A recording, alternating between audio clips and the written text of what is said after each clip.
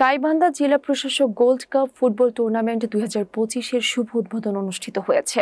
20 June শুক্রবার বিকেল 4টায় জেলা প্রশাসনের আয়োজনে ও জেলা ক্রীড়া সংস্থার ব্যবস্থাপনায় জেলা স্টেডিয়ামে এই টুর্নামেন্টের উদ্বোধন করেন জেলা প্রশাসক চৌধুরী মোয়াজ্জেম আহমেদ। উপস্থিত ছিলেন অতিরিক্ত জেলা প্রশাসক হেদায়েতুল ইসলাম, অতিরিক্ত police super Mohammad Shariful Alam, UNO Mahmud Al Hasan, UNO Jagatbandhu Mondal, জেলা ক্রীড়া কর্মকর্তা আলমগীর হোসেন সহ অন্যান্যরা। উদ্বোধনী খেলায় গাইবান্ধা সদর 1-0 গোলে ফুলছড়ি উপজেলাকে হারায়। খেলার আগে ক্রীড়া সংগঠক লামিন খান রিন্টু ও জুলাই বিপ্লবের আহতদের স্মরণে 1 মিনিট নীরবতা পালন করা হয়।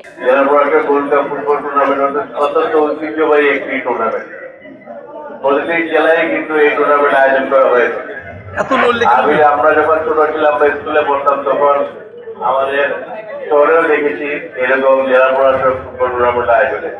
এটা একটা ঐতিহ্য, সেই ঐতিহ্যের অংশ হিসেবে আমরা ঐতিহ্যের ধারাবাহিকতা রক্ষা করব।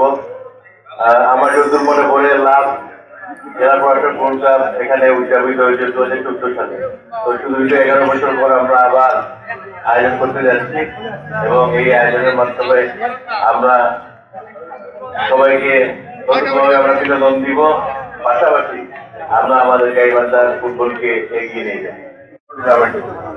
তো সেই ফুটবল টুর্নামেন্ট হচ্ছে আমাদের যে গাইবান্ধা জেলার যে জেলা টিম, সেটা কিন্তু আমরা এই যে টুর্নামেন্ট হবে সেই টুর্নামেন্টে যারা ভালো খেলবে তাদের মধ্যে থেকে আমরা যোগ্য প্লেয়ারদের নিয়ে একটা প্রাথমিক একটা টিম গঠন করবো, পরে আমরা মূল টিমটা গঠন করবো।